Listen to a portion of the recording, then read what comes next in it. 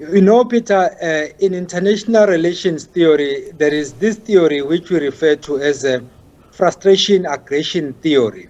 It basically explains why people behave in a particular manner. So in this case, I've been listening to government officials saying that they are determined to make sure that we don't have a repeat of what happened in 2021.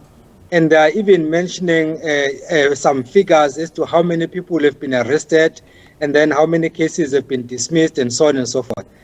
On the one hand, that is okay. That's the job they have to do. But for me, it's just like treating the symptoms and not dealing with the root cause of the problem. If we look at this theory, I refer to the frustration aggression theory, it will explain to you the circumstances that led to the riots. First of all, we might agree that the trigger was the arrest of former President Jacob Zuma. Whether that one was warranted or not, it's a debate I'm not going to engage in right now because I've discussed it previously.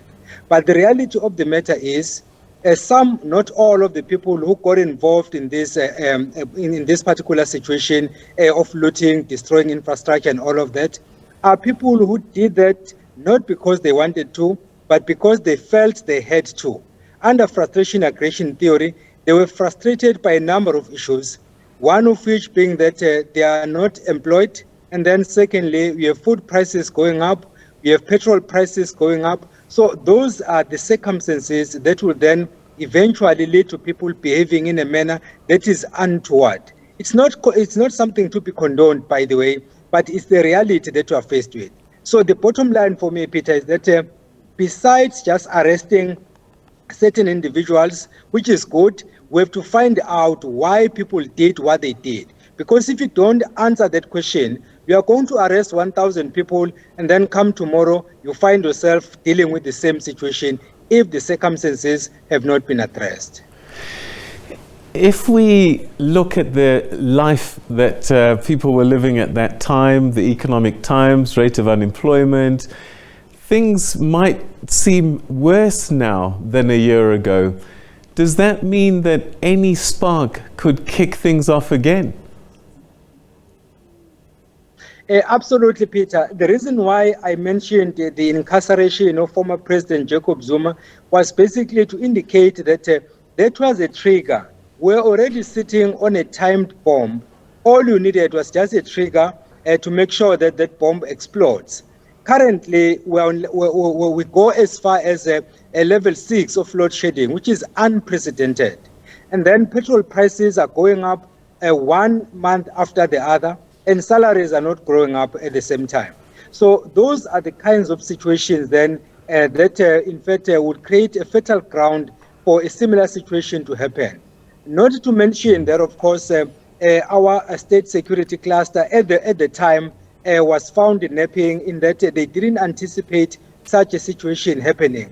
But then the messages were circulating, and then the question is, was there no one to intercept that and then take precautionary measures to make sure that that particular incident or those incidents did not happen? That is a question that the security cluster can respond to.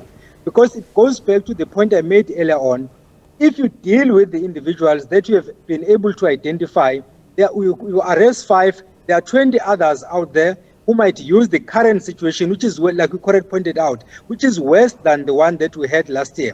So which means then the situation this year is much worse than it was in 2021, and nobody knows how the situation will be in a year's time from now, because we don't seem to be finding answers, more especially to this electricity crisis, and even people who are working in that sector don't seem to have a clue. Sometimes they'll give you a schedule.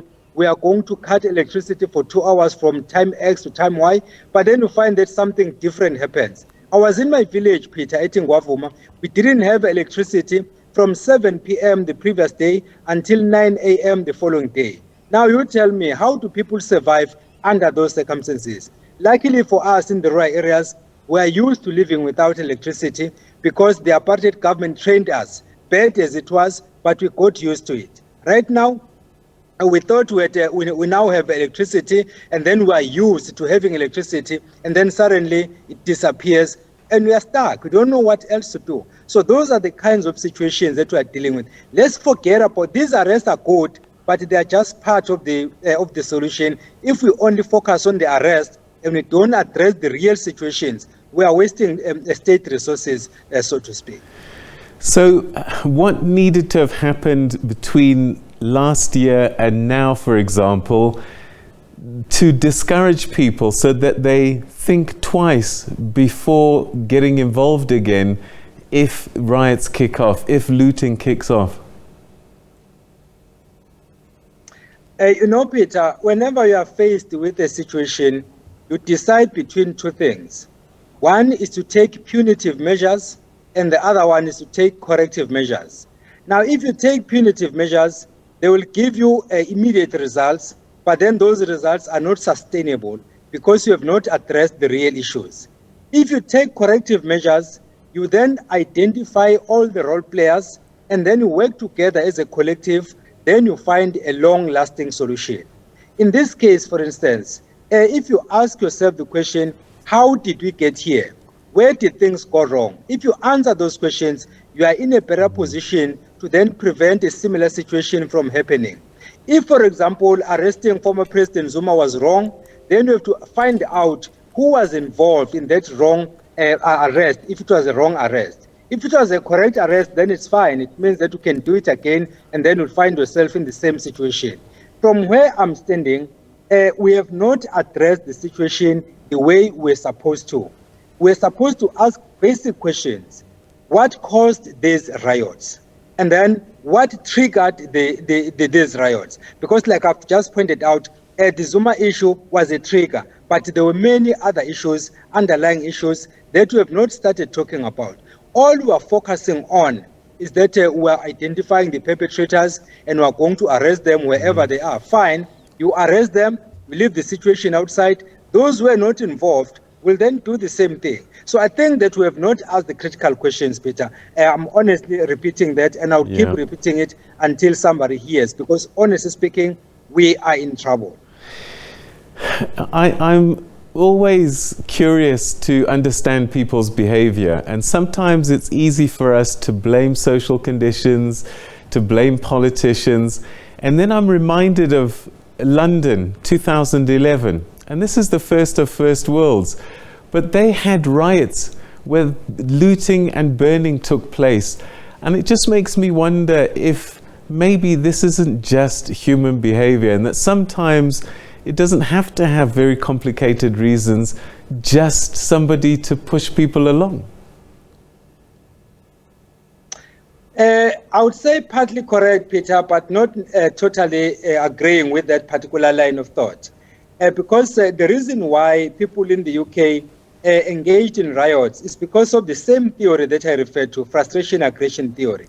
And I use the same theory to explain what Al-Shabaab is doing, what Boko Haram is doing, to say that as much as people say this is because of religious differences, some people are Christians, others are Muslims, that is a simplistic explanation.